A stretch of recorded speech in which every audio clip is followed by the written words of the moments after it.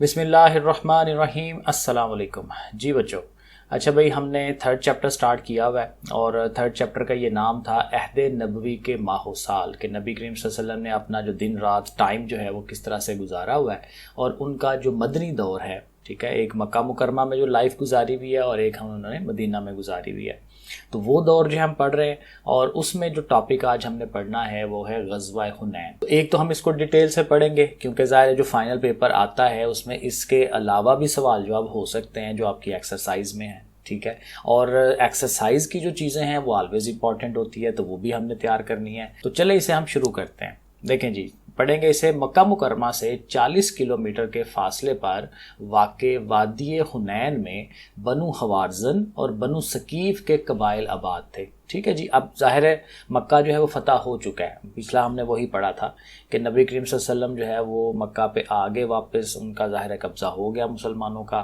ठीक है, और वहाँ के लोग काफ़ी सारे मुसलमान भी हो गए, तो वहाँ पे अपना जो होल्ड है मुसलमानों का वो कंट्रोल हो गया, ठीक हो गया सारा। लेकिन अब जो है इर्द गिर्द के जो लोग हैं उनके मुतल्लिक बात हो रही है। तो मक्का मुकरमा से कितने दूर है जी? 40 किलोमीटर के फासले पे वादी है। वादी कहते हैं जहाँ पहाड़ होते हैं इर्द गिर्द, दरमियान में जगह होती है और बड़ी अच्छी जगह, वहाँ पे पानी शानी भी अवेलेबल होता है। तो वादी ये हुनैन है जहाँ पे दो कबीले हैं, बनु हवाज़न और बनु सकीफ़, तो जिनको अपनी ताकत पर बड़ा घुमंड था कि भाई हमारी फौज ज़्यादा है, हम लोग जो है वो लड़ भिड़ लेते हैं। वो मुसलमानों की ताकत को तस्लीम करने पर राज़ी ना थे, यानी उनके माइंड में नहीं था आ रहा कि ये मुसलमान उठ के जो इतने गरीब लोगों पर मुश्तमिल थे पहले, तो ये ऐसे एकदम से इतनी पावर में कैसे आ सकते हैं। उन्होंने फ़तह मक्का के बाद इर्द गिर्द के कबाइल को मुसलमानों की मुखालफत पर उकसा कर अपने साथ मिला लिया, ठीक है। ज़ाहिर है जब भी किसी एनिमी, किसी दुश्मन से आपने जो है वो हमला उन पर करना होता है तो आप अपनी जो ताकत है उसको बढ़ाते हैं। तो उन्होंने भी यही किया कि इर्द गिर्द ये जो कबाइल थे उनको अपने साथ मिलाया, उनकी फ़ौजें भी साथ मिला ली और ज़ाहिर है कि मक्का मुकरमा पे फिर हमला करने की मनसूबाबंदी जो है वो करने लगे। फ़तह मक्का के बाद नबी करीम खातमुन नबीयीन सल्लल्लाहु अलैहि वसल्लम मक्का मुकरमा में 19 दिन क़याम करने के बाद शवाल 8 हिजरी को 12,000 के लश्कर के साथ वादी हुनैन की तरफ रवाना हुए, ठीक है जी। सिर्फ 19 दिन वहाँ पे क़याम किया है और उसके बाद जो है वो चल पड़े हैं जी वादी हुनैन की तरफ के। ज़ाहिर है कि वहाँ पे दुश्मन जो है वो इकट्ठा हो रहे हैं। लश्कर की तादाद देखकर बाज़ नौ मुसलमों के जहन में ये ख्याल आया कि आज कोई ताकत हमें शिकस्त से दो चार नहीं कर सकती, क्योंकि अब लश्कर मुसलमानों का ज़्यादा था और ज़्यादातर लोग नौ मुस्लिम थे। नौ मुस्लिम होते हैं जो अभी अभी मुसलमान हुए, क्योंकि ज़ाहिर मक्का पर कब्ज़ा हो गया ना, तो मक्का के जो लोग थे या इर्द गिर्द के कबाइल के जो लोग थे वो नए नए मुसलमान होने शुरू हो गए ज़्यादा, तो इसीलिए तो मुसलमानों का जो लश्कर है वो ज़्यादा हो गया, 12,000 लोग, तो काफ़ी ज़्यादा तादाद होती है उस टाइम के हिसाब से, ठीक है। तो इनको लगा कि भाई हम तो ज़ाहिर है इतनी पावर में आ गए, अब हमें कौन शिकस्त दे सकता है, पहले तो हम इतने थोड़े होते थे, ठीक है। तो इनका यूं अपनी ज़ाहरी ताकत और कसरत तादाद पर इतराना अल्लाह ताला को पसंद ना आया। अब ये देखें मुसलमानों के लिए बड़ी अहम ये एक सबक है मुसलमानों के लिए कि कभी भी दुनियावी जो असबाब होते हैं उन पे नहीं इतराना, क्योंकि ज़ाहिर है कि फ़तह और शिकस्त जो है किसी भी चीज़ में वो अल्लाह ताला की तरफ से ही होनी है। तो आप इतराना शुरू कर दो, भाई देख लेते हैं हम कौन है कैसे है, लेकिन ज़ाहिर है कि पीछे से तो अल्लाह ताला की वो ताकत है ना सारी, तो अल्लाह ताला को ऑलवेज़ याद रखना चाहिए। तो फिर ये जो गरूर है ये फिर अल्लाह ताला को पसंद नहीं आया और ज़ाहिर है कि अल्लाह ताला ने तरबियत करनी थी उनकी, तो तरबियत करनी थी तो इसलिए फिर थोड़ा सबक सिखाना था कि तुम लोग समझ जाओ। तो ये आगे ज़ाहिर है कि वो वही चीज़ आ रही है। अगले पैराग्राफ में देखें, उधर दुश्मनाने इस्लाम मुसलमानों से पहले मैदान में पहुंचकर जंगी तदाबीर इख्तियार कर चुके थे। अब ज़ाहिर है पूरी तदाबीर देखनी होती है कि भाई कहाँ पे तीरंदाजों को खड़ा किया जाए, कहाँ पे जो पैदल लड़ने वाले हैं, कहाँ पे घोड़े वाले, ठीक है। ज़ाहिर है हर एक ने अपना एक जंगी जो है वो एक तरीकाकार करना होता है। सो जैसे ही मुसलमान मैदान जंग में उतरे, कुफार ने अचानक हमला करते हुए मुसलमानों पर तीरों की बारिश कर दी। अब ज़ाहिर है मुसलमान वादी में से गुजरे होंगे और वो पहाड़ों पे बैठ के जो है पत्थरों के पीछे से तीर मारी जा रहे हैं, तो वहाँ से मुसलमानों ने क्या कर लेना था। और मुसलमान अचानक इस कदर शदीद हमले से बौखला गए और आर्जी तौर पर मुसलमानों के पाँव उखड़ने लगे। ज़ाहिर फिर वो भगदड़ मच जाती है, अपने आप को बचाने के लिए हर बंदा इधर उधर होता है। इस मौके पर नबी करीम सल्लल्लाहु अलैहि वसल्लम ने बेमिसाल जुर्रत और बहादुरी का मुजाहिरा करते हुए मैदान में डटे रहे। अब ज़ाहिर यही होता है, जो लीडर होते हैं ना, लीडर इसी तरह ही होते हैं क्योंकि अगर लीडर भी भाग जाए या लीडर पीछे रह जाए, सफ़ों से पीछे रहे, तो जाहिर है जो फौज ने जब हिल जाना है, इधर उधर हो जाना है, तो वो लीडर तो पहले ही पीछे होगा। तो लीडर को आगे होना चाहिए, ठीक है ना, उसको सबसे बहादुर और सबसे आगे होना चाहिए, और यही नबी करीम सल्लल्लाहु अलैहि वसल्लम कर रहे थे, ठीक है। तो नबी करीम खातमुन नबीयीन ने अपने हज्जर पर सवार थे, जिसकी रकाब हज़रत अबू सुफियान रज़ी अल्लाह अन्हु ने और लगाम हज़रत अब्बास रज़ी अल्लाह अन्हु ने पकड़ रखी थी। हज़रत सुफियान वही थे ना कि जो एंड पे मक्का जब फतह हुआ तो उस टाइम मुसलमान हुए, उससे पहले कितना वो जो है मुसलमानों के अगेंस्ट थे, लेकिन मुसलमान हो गए तो अब जाहिर है कि हर चीज़ वो उनकी ठीक हो गई।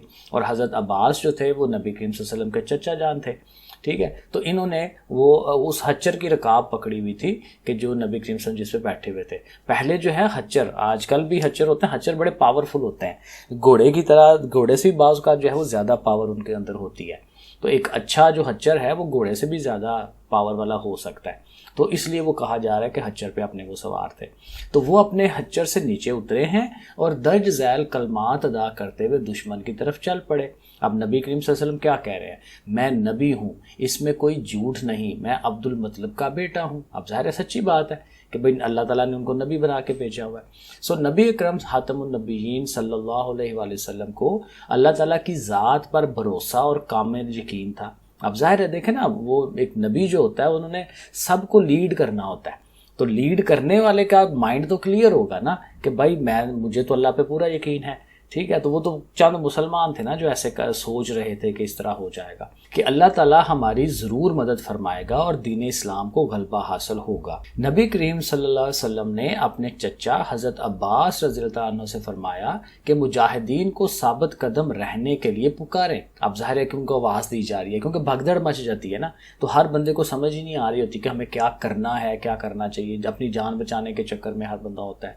चुनांचे उन्होंने बुलंद आवाज़ से मुजाहिदीन को पुकारा और कहा, बैते रिजवान वालों कहाँ हो। अब ये बैते रिजवान वही है जब वो मुसलमान पहले फतह मक्का से पहले जब एक दफ़ा जाने लगे थे खाना काबा का तवाफ़ करने और उन्होंने आगे से रोक दिया, और उस टाइम फिर वो नबी करीम सल्लल्लाहु अलैहि वसल्लम ने बैत ली थी सारे मुसलमानों से कि हज़रत उमर का हम बदला लेंगे, क्योंकि उस टाइम अफवाह फैल गई कि वो कुफार ने जो है हज़रत उमर को शहीद कर दिया, नऊज़ बिल्लाह, ठीक है। तो वो उस टाइम बैत ली थी सब ने, तो वो उस पॉइंट का जिक्र कर रहे हैं हज़रत अब्बास कि जब तुम लोगों ने बैत रिजवान की थी तो ज़ाहिर नबी करीम का सल्लल्लाहु अलैहि वसल्लम का साथ देने के लिए किया था ना, तो वो पॉइंट उन्होंने राइज़ किया कि बताया कि भाई बैत रिजवान जो करने वाले हो किधर हो तुम लोग। तो वो ज़ाहिर है फिर मुसलमानों को हुआ कि हमें पुकारा जा रहा है। तो ये आवाज़ सुनकर तमाम मुसलमान वापस मुड़े और थोड़ी ही देर में मैदान जंग मुजाहिदीन से भर गया, ठीक है। फिर दोबारा इकट्ठे हो गए। तो बनु हवाज़न के खिलाफ गमसान की लड़ाई। अब गमसान मतलब ये कि बड़ी ज़ोरों शोरों से, क्योंकि जहाँ पे बहुत ज़्यादा जो है वो मार कुटाई हो रही होती है, तीर चल रहे हैं, तलवारें चल रही हैं, ठीक है। तो शिद्दत की जो लड़ाई होती है ना उसको हम कहते हैं गमसान की लड़ाई। सो जल्द ही दुश्मन के पाँव उखड़ने लगे। अब ज़ाहिर मुसलमान जब इकट्ठे होकर अटैक कर रहे हैं तो फिर अल्लाह ताला जो है वो फतह दे रहे हैं मुसलमानों को। इस गज़वे में अल्लाह ताला ने नबी करीम खातमुन नबीयीन सल्लल्लाहु अलैहि वसल्लम को मुतअद्दद मोजज़ात अता फरमाए। नबी करीम सल्लल्लाहु अलैहि वसल्लम ने लड़ाई की शिद्दत देखकर मुट्ठी भर मिट्टी उठाई और कुफार की तरफ फेंक दी। वो मुट्ठी भर खाक दुश्मन के हर शख्स की आंख में चली गई और दुश्मन की सफ़ें बिखर गई। अब ज़ाहिर है नबी है ना, तो नबी के मोज़े ही होते हैं कि हालांकि मुट्ठी में कितनी वो मट्टी आ सकेगी, लेकिन जब वो फेंकी है तो अल्लाह की वो हेल्प से जो है वो हर बंदे की आंखों में गई है। उनके दुश्मन की सफ़ें बिखर गई और वो मैदान छोड़कर भाग गए। अल्लाह ताला ने इस गज़वे में फरिश्तों के ज़रिए से मुसलमानों की मदद फरमाई।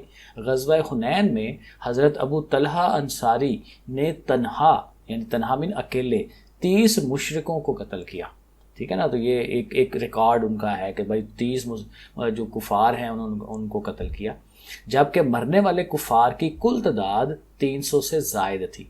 इस गज़वा में 4 मुसलमान शहीद हुए। अब इस तरह की जो बातें होती हैं ना जिसमें इन्फॉर्मेशन दी जा रही होती है, तो ये लाजमी हमें ज़हन में रखनी होती है कि कुफार कितने मरे हैं जी, 300 से ज़ायद, और मुसलमान कितने शहीद हुए हैं, 4 मुसलमान शहीद हुए हैं। तो ये पॉइंट्स जहन में हमें रखने होते हैं। ग़ज़वा हुनैन में अल्लाह ताला ने अहले इस्लाम को बेशुमार माल गनीमत अता फरमाया। इस माल गनीमत क्या होता है? वो सारी चीज़ें कि जब जंग हो रही थी और जंग के बाद वो जब भागने लगे हैं तो पीछे जो चीज़ें छोड़ के चले जाते हैं उनको हम माले गनीमत कहते हैं। तलवारें हैं, तीर है, फिर वो जो भेड़ बकरियां साथ लाए होते हैं, खाने पीने का सामान लाए होते हैं, या और रुपया पैसा कुछ भी चीज़, कोई भी चीज़ जो वो अपनी छोड़ जाते हैं। हैमे लगाए होते हैं तो हैमे भी ऐसे लगे लगाए छोड़ के चले जाते हैं, क्योंकि उस टाइम तो दौड़ लगाई होती है उन्होंने। तो जितनी भी चीज़ें पीछे छोड़ जाते हैं उसको हम माले गनीमत कहते हैं। इस माले गनीमत में 6,000 जंगी कैदी, 24,000 ऊँट, 40,000 बकरियां और 4,000 ओकिया चांदी शामिल थी। अब ओकिया आई थिंक कोई ज़ाहिर है उनका कोई वज़न होगा, अब मुझे नहीं पता ये कितना वज़न है, तो उस ज़माने के हिसाब से कोई वज़न होगा। तो 4,000 ओकिया चांदी भी छोड़ी है। तो नबी करीम सल्लल्लाहु अलैहि वसल्लम ने माल गनीमत फ़ौरन तकसीम नहीं किया, बल्कि 2 हफ्ते तक इंतज़ार फरमाया कि शायद बनु हवाज़न इस्लाम कबूल कर लें और माल गनीमत उनको वापस कर दिया जाए। अब देखा ना, ये भी कितनी अच्छी बात है कि जंग लड़ी है, इतना कुछ उन्होंने नुकसान किया है, लेकिन फिर भी वो ध्यान रख रहे हैं कि अगर शायद वो मुसलमान हो जाते हैं, हमारी तरफ आ जाते हैं, तो हम उनको ये सारी चीज़ें वापस कर देते हैं। अब इससे ज़्यादा मेहरबानी और इससे ज़्यादा जो है वो अच्छा इंसान आपको कहाँ मिलना है। तो देखें नबी करीम सल्लल्लाहु अलैहि वसल्लम की अज़मत कैसी है। लेकिन ऐसा ना हुआ तो आप सल्लल्लाहु अलैहि वसल्लम ने माल गनीमत तकसीम फरमा दिया। ठीक है, ज़ाहिर है ये फिर होता है, तमाम मुसलमानों में हाँ वो दे दिया जाता है, डिवाइड कर दिया जाता है। ग़ज़वा हुनैन की वजह से मुतअद्दिद कबाइल दायरा इस्लाम में दाखिल हो गए, कई सारे आगे और कबाइल, और इस्लाम मज़ीद दूर दराज के इलाकों तक फैल गया। ग़ज़वा हुनैन में मुसलमानों की नुसरत और फ़तह के मुतल्लिक़ अल्लाह ताला ने इरशाद फरमाया, अब ये कुरान मजीद की बात हो रही है कि यकीनन अल्लाह तुम्हारी मदद कर चुका है बहुत से मौक़े पर, और खसूसन हुनैन के दिन भी। अब अल्लाह ताला अपनी बात बता रहे हैं कि हमने बहुत सारी जगहों पे आप लोगों की मदद की है, मुसलमानों के उनको कह रहे हैं, जबकि तुम्हारी कसरत ने तुम्हें नाज में मुब्तला कर दिया था। और देखना ये वही बात अल्लाह ताला कह रहे हैं कि गरूर नहीं था करना तुम लोगों को चाहिए, तो वो कसरत तुम्हारे कुछ भी काम ना आई, और ज़मीन तुम पर अपनी वुसअत के बावजूद तंग हो गई कि ज़मीन इतनी वसी है और आप लोग आराम से जीत सकते थे, लेकिन फिर भी तुम लोग जो है वो वहाँ पे फंस गए। फिर तुमने पीठ फेर कर मैदान से रुख मोड़ लिया, क्योंकि ज़ाहिर उस टाइम फिर थोड़ा इधर उधर भी हो गए लोग। सो ग़ज़वा हुनैन और ग़ज़वा बदर ही 2 ग़ज़वात हैं जिनके नाम कुरान मजीद में आए हैं। ग़ज़वा किसे कहते हैं? ग़ज़वा उस जंग को कहते हैं जिसमें नबी करीम सल्लल्लाहु अलैहि वसल्लम ने खुद भी शिरकत फरमाई हो। ये भी सवाल समटाइम पेपर में आ जाता है, ठीक है ना, जंग लड़नी है ना, लेकिन यह है कि नबी करीम सल्लल्लाहु अलैहि वसल्लम खुद भी साथ गए हैं, तो फिर उसको हम क्या कहते हैं? ग़ज़वा। ओके, अल्लाह ताला ने आज़माइश से दोचार कर कर बता दिया कि मुसलमानों को कभी भी अपनी तादाद और साजो सामान की फरावानी यानी कि ज़्यादा होने पर भरोसा नहीं करना चाहिए, बल्कि अल्लाह पर तवक्कल रखते हुए यानी अल्लाह पर भरोसा रखते हुए हमेशा इज्ज़ो इनकसार की रवश अपनानी चाहिए, यानी कि वही कि आजिज़ी होनी चाहिए कि भाई हम तो कुछ नहीं है, हर चीज़ अल्लाह की तरफ से होती है, और उसकी रवश मीन के एक रूटीन जो है हमारे ऊपर आ जानी चाहिए, क्योंकि कसरत के बावजूद शिकस्त का सामना करना पड़ सकता है। इस ग़ज़वे से हमें यह सबक मिलता है कि हमें हमेशा अल्लाह ताला की नुसरत और मदद पर यकीन रखना चाहिए। ये नुसरत मदद एक ही बात है, ज़ाहरी मालो असबाब पर भरोसा करने के बजाय अल्लाह ताला की ज़ात पर कामल भरोसा, मुकम्मल भरोसा करते हुए अल्लाह ताला से ही नुसरत और मदद की दुआ भी करनी चाहिए। तो चलिए अब मश्क शुरू करते हैं। इसमें हमारा जो पहला सवाल है MCQs होते हैं। देखें पहला क्वेश्चन या पहला पार्ट इसका कि वादी हुनैन का मक्का मुकरमा से फासला कितना है? 40 किलोमीटर। अब देखें उसका उसने MCQ बना दिया है। वादी हुनैन में कौन आबाद थे? बनु हवाज़न और बनु सकीफ़। ओके, थर्ड वाला, ग़ज़वा हुनैन में बिखरने वालों को आवाज़ देकर इकट्ठा करने वाले कौन थे? ज़ाहिर आवाज़ देने के लिए किसको कहा गया था? हज़रत अब्बास बिन अब्दुल मतलब रज़ियल्लाहु अन्हु। ग़ज़वा हुनैन के दौरान में नबी करीम सल्लल्लाहु अलैहि वसल्लम ने कुफ़ारे मक्का पर फेंकी क्या चीज़ें फेंकी? मुट्ठी भर खाक। ठीक हो गया। ग़ज़वा हुनैन से हमें क्या सबक मिलता है? तवक्कल का, अल्लाह पे तवक्कल रखना, भरोसा रखना। ठीक हो गया। अब चलते हैं शॉर्ट क्वेश्चंस और लॉन्ग क्वेश्चन की तरफ। पहला जो शॉर्ट क्वेश्चन है, ग़ज़वा हुनैन में हज़रत अबू तलहा अंसारी ने कितने कुफ़ार को वासिले जहन्नम किया? तो ये बड़ा सिंपल सा आंसर है, क्योंकि ये देखें यहाँ पे लिखा हुआ है ग़ज़वा हुनैन में हज़रत अबू तलहा अंसारी रज़ियल्लाहु तआला अन्हु ने तन्हा यानी कि अकेले ही 30 मुशरिकों को कत्ल किया। तो ये लाइन आप जस्ट लिख दें इसके ऊपर, तो ये आंसर बन जाएगा पहले क्वेश्चन का। दूसरा क्वेश्चन है, ग़ज़वा हुनैन के मौके पर हज़रत अब्बास बिन अब्दुल मतलब ने किस तरह मुसलमानों को पुकारा? अब जो पुकारा है उसके मुतालिक हमने बात करनी है। तो ये यहाँ पे लिखा हुआ है कि नबी करीम सल्लल्लाहु अलैहि वसल्लम ने अपने चचा हज़रत अब्बास से फरमाया कि मुजाहिदीन को साबित कदम रहने के लिए पुकारें। चुनाचा उन्होंने बुलंद आवाज़ से मुजाहिदीन को पुकारा और कहा, बैत रिजवान वालों कहाँ हो। अब देखें, कहा तो सिर्फ यही था कि बैत रिजवान वालों कहाँ हो, लेकिन ये बिल्कुल ही एक छोटा सा आंसर बन जाएगा। तो इसलिए अगर आप यहाँ से करते हैं ना, जहाँ ये मैंने 2 लिखा हुआ है, तो यहाँ से लेके इधर तक कर लें तो ये 1.5 लाइन है। तो आई थिंक ये एक ज़्यादा अच्छा आंसर जो है ये बनता है इसका। आगे चलें थर्ड वाले क्वेश्चन पे। ग़ज़वा हुनैन के मौके पर नबी करीम सल्लल्लाहु अलैहि वसल्लम ने मुसलमानों में हौसला पैदा करने के लिए क्या इरशाद फरमाया। ज़ाहिर है इधर उधर हो रहे थे सारे लोग, तो उनमें हौसला करना था। तो आप देखें ये यहाँ पे है कि नबी करीम सल्लल्लाहु अलैहि वसल्लम अपने हच्चर से उतरे और दज ज़ैर कलमात अदा करते हुए दुश्मन की तरफ चल पड़े कि मैं नबी हूँ, इसमें कोई झूठ नहीं, और मैं अब्दुल मुत्तलिब का बेटा हूँ। तो ये थर्ड वाले का आंसर हमारा बन जाता है। कुरान मजीद में किन 2 ग़ज़वात का नाम जिक्र हुआ है। तो ये हमने एक लाइन पढ़ी थी, ये यहाँ पे कहीं पे ये इधर आ गई। ये देखें क्वेश्चन नंबर 4, ग़ज़वा हुनैन और ग़ज़वा बदर ही 2 ग़ज़वात हैं जिनके नाम कुरान मजीद में आते हैं। ठीक हो गया। तो ये हमारा चौथा क्वेश्चन। और 5वां, ग़ज़वा हुनैन में मुसलमानों को क्या माले गनीमत हासिल हुआ। तो वो हमने पढ़ा था कुछ चीज़ें कि ये चीज़ें उनको मिली थी। तो ये यहाँ से ये जो नंबर 5 मैंने लिखा हुआ है, ग़ज़वा हुनैन में अल्लाह ताला ने अहले इस्लाम को बेशुमार माले गनीमत अता फरमाया। इस माले गनीमत में 6000 जंगी कैदी थे, 24,000 ऊँट, 40,000 बकरियाँ और 4000 ओकिया चांदी। ठीक है, तो इसको आप याद करें, इनको लिखें। तो आई थिंक ये शार्ट हो गए सारे, और लॉन्ग एक ही है कि ग़ज़वा हुनैन में नबी करीम सल्लल्लाहु अलैहि वसल्लम ने किस तरह शुजाअत और इस्तकामत का मुज़ाहरा फरमाया। अब ज़रा इसको थोड़ा डिटेल में बताना है कि नबी करीम सल्लल्लाहु अलैहि वसल्लम का जो रोल था उस जंग के अंदर ग़ज़वा में वो क्या था। तो वो आपने यहाँ से उठाना है। ये जो मैंने बड़ी सी लाइन लगाई है ना, और एल लिखा है लॉन्ग क्वेश्चन के लिए। तो इस मौके पर नबी करीम सल्लल्लाहु अलैहि वसल्लम बेमिसाल जुरत बहादुरी, यहाँ से स्टार्ट करके ये सारी, इसमें देखेंगे ये थर्ड क्वेश्चन भी इसमें आ जाता है शॉर्ट वाला। तो यहाँ से लेके अगले पेज पे जाएं, क्योंकि लॉन्ग है, तो आपने जाना है यहाँ तक, मैदान छोड़कर भाग गए। ठीक है ना, क्योंकि जो जो नबी करीम सल्लल्लाहु अलैहि वसल्लम ने काम किया है ना उस जंग में, वो सारी हमने बातें बतानी है।